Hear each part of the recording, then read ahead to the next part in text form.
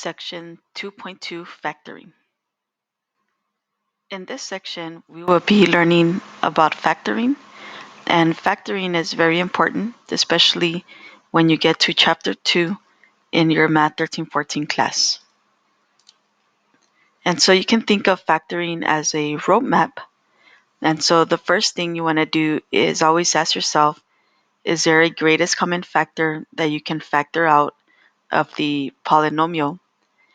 And if there is, then that's what you want to do first. If you have two terms, then we're going to learn about these two methods, the difference of squares and the sum or difference of two cubes. If you have three terms, then you can either have this form, which a is going to be 1, or you can have this form where a is something other than 1. And then the last one is if you have 4 terms, then we're going to use something called factor by grouping. So whenever you're going to factor, always think about where in this roadmap can you begin. So let's talk about the greatest common factor first. So to look at two definitions, the process of writing a polynomial as a product is called factoring. A polynomial is completely factored when each of its factors is prime. So we'll learn some strategies in this session. And so one of the things we want to look at is if you have the number 6, we can break it down to its factors, which would be 2 times 3. However, 2 and 3 are not the only numbers that if we multiply will give us a 6. Is there any other factors of 6? Well, we can also use 1 times 6 because 1 and 6, if multiplied together, will give us the number 6. So here we want to find all the factors of 18. And so we can start with 1 times 18. And then we can ask ourselves 2 times what will give us 18? 2 times 9. And 3 times 6 will give us 18. So these are going to be your factors. Find all the factors of 24. So we have 1 times 24, 2 times 12, 3 times 8, 4 times 6, and then there's one number left in the middle, 5, but 5 does not divide 24. So these are our factors. List the common factors of 18 and 24. In example 1 and 2, what is the greatest common factor? So I'm going to write D18, that stands for divisors of 18. And I'm going to write them in this form. And I'm also going to do the same for 24. So the divisors or the factors of 24 are 1, 24, 2 and 12, 3 and 4, and 6 and 8. And so this question wants to know what are the common factors that they have. So I'm going to circle these common factors. So they both have 1 in common. They have 2 in common.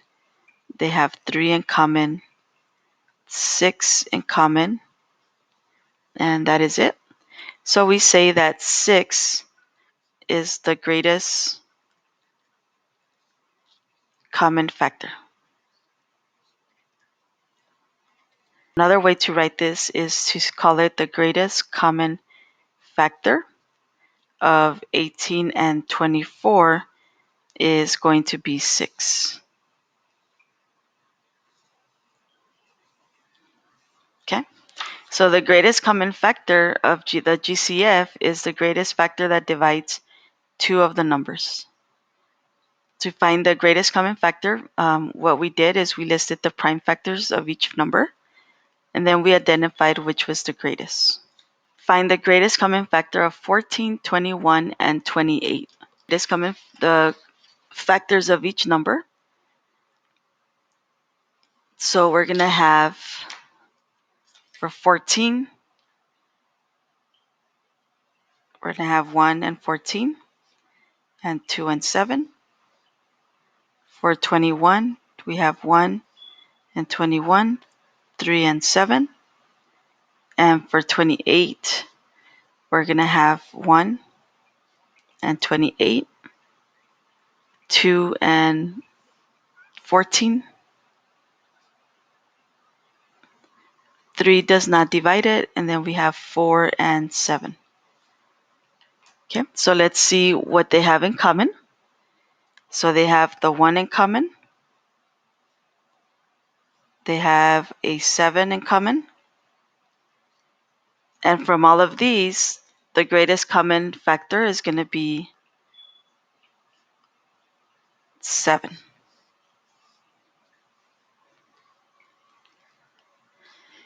Find the greatest common factor of 12, 13, and 15. So let's find the factors for 12. So the 1 and 12, 2 and 6, and 3 and 4. For 13, we have 1 and 13. And for 15, we have 1, 15, 3, and 5. So here, the greatest common factor is only going to be 1. So we say that our GCF is equal to 1. So factoring out any common factors is the first step in factoring a polynomial. And so that's what we're going to do here. And the reason we want to factor is because it's going to help us to find the solutions to a polynomial. And so these solutions, remember, we call them zeros or x-intercepts or roots. Okay, so for the step 1, again, remember, factor out any GCF that might occur. And so that's the first step on our map here. So factor each expression. So here, if we look at the expression here, we have an 8 and a 4. So you want to ask yourself, is there a greatest common factor other than 1 that we can factor out? So we look at the 4. The factors of 4 are 1, 2, and 4. For 8, the factors are 1, 2, 4, and 8. So the greatest common factors here is 1, or the common factors are 1 and 2. So that means that our GCF is going to be 2. Okay, so what we want to do is we want to put our GCF out here, and then we're going to put parentheses. And so basically what we're going to do is divide each of these numbers by our greatest common factor. So 8 divided by 2 is 4, so that's going to be left in the parentheses. And 4 divided by 2 is 2. So if I was to multiply this out, 2 times 4 would give me the 8x. 2 times negative 2 would give me the negative 4. We have factored out a 2. Notice that inside of my parentheses, I have a 4 and a 2. And 4 and 2 have a greatest common factor of 2. And so what happened here is I wanted to illustrate what happens when we don't factor out the greatest common factor. And so if this happens, it's okay, because then what we can do is factor out another 2 from here. And so we would end up with a 2 out of the 4, and we get a 2x. Factor out the 2, we get a 1. But now what happens with this 2 that we originally took out and the new 2 that we took out? So 2 times 2 is going to be 4, and we're left with 4 times 2x minus 1. So in the original problem, if we had factored out the greatest common factor, then that just saves us time, right? So if we factor out a 4 from the 8, we're left with a 2x. And if we factor a 4 out of the 4, then we're left with the 1. So again, if you happen to not factor out the greatest common factor, it's okay. And so you always want to check your parentheses just to make sure that it is factored. So let's go to the next one. We have a 6, a 15, and a 24. So for 6, my factors are 1, 2, 3, and 6. For 15, the factors are 1, 3, 5, and 15. And for 24, the factors are 1, 24, 2 and 12, 3 and 8, and 4 and 6. So the greatest common factor, which is what we're interested in, is going to be 3. So we're going to factor out a 3. So let me just write the problem down again. So to do that, I'm going to write the 3 out here, and I'm going to write a parenthesis. So each of these coefficients here, I'm going to divide by 3. So 6 divided by 3 is 2, so that leaves me with a 2x. 15y divided by 3 is 5y. And 24 divided by 3 is 8. Okay, so that is what we are left with. Let's try the next one. Here we have a 4, a 3, and a 19. The factors for 4 are 1, 2, and 4. The factors for 3 are 1 and 3, and the factors of 19 is 1 and 19. So our greatest common factor is a 1. However, if we were to factor out a 1, notice what happens. If we divide everything by 1, then we're going to end up with the same expression. Okay, so in this case, we say that this expression is going to be prime. Okay, we don't want to factor out the 1 since it gives us the same thing back. Look at example 7. Factor each expression. Now notice that they both have an x involved in each term. So we have an x squared and we have an x.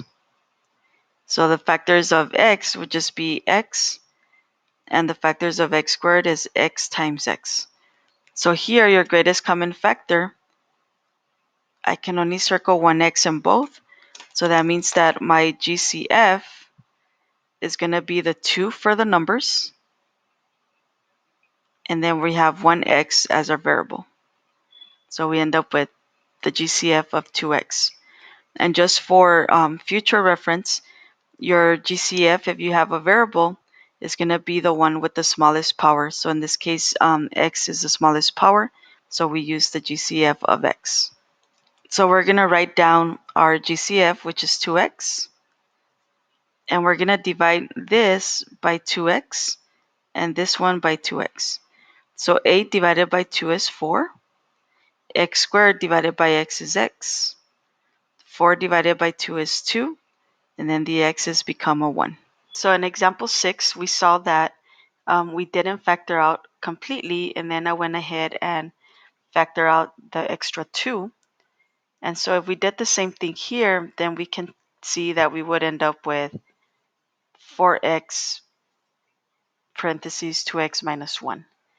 But let's go ahead and factor from the beginning the greatest common factor, which in this case would be 4, because 8 and 4's greatest common factor is 4. And then for the x squared and the x, it would be x. So we factor out a 4x from the 8x squared, we're left with a 2x. And if we factor out a 4x from the 4x, then we're left with a minus 1. So to illustrate, checking your work is important, because if you had factored out something that is not the greatest common factor, and if we check the parentheses, then we can see that we can still factor out a number, and then we can go ahead and factor it to get that answer. So from the beginning, if you factor the greatest common factor, then it saves you that extra work. Okay, so let's go to letter B. So first, we can look at all the numbers, and then notice that they all have at least one x. So we're going to also need to factor those as well. So let's look at 8. The factors of 8 are 1, 2, 4, and 8. The factors of 4 are 1, 2, and 4. And the factors of 16 are 1, 2, 4, 8, and 16. So our greatest common factor is going to be 4. If we look at the x's, x cubed is x times x times x. X squared is x times x. And x is just x. So here I can only circle 1x for all of them. And as I mentioned earlier, your smallest power, in this case x to the first power, is going to be your part of your greatest common factor. So your greatest common factor is going to be 4 and x.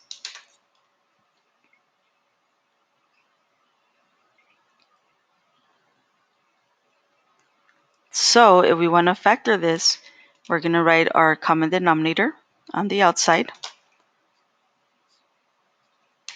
And so divide everything by the 4x. So 8 divided by 4 is 2. X cubed divided by x is x squared. 4 divided by 4 is 1. X squared divided by x is just x. 16 divided by 4 is 4. And the x's will become 1. Okay, so this polynomial, 8x cubed minus 4x squared plus 16x, if we factor it, is equal to 4x parentheses 2x squared minus x plus 4. Later, you're going to want to ask yourself, can I factor what's left in the parentheses any further? Okay, for now, we're just going to leave it as is. So now let's look at the next one. We have a 4, a 3, and a 19. So as you saw earlier, a 4, a 3, and a 19, the greatest common factor was a 1. So we're not going to factor out any numbers. Now let's check for the variables. This one has an x. This one does not have an x, and this does not have an x. So we're not going to worry about the x's. However, they all have a y, at least one y. So since they all have at least one y, we're going to factor out a y. So if we divide by y, that's our greatest common factor, is y. So here the y's will become a 1, so I just get a 4x. And then the y's will become a 1 here, and they become a 1. So we ask ourselves if we can simplify further. So here we're going to end up with y is equal to 4x. Negative 3 plus 19 is 16. Later you want to make sure you can factor this out some more. So in here we could factor out a 4. Example 8, factor each expression. So we have 6, 4, and 10.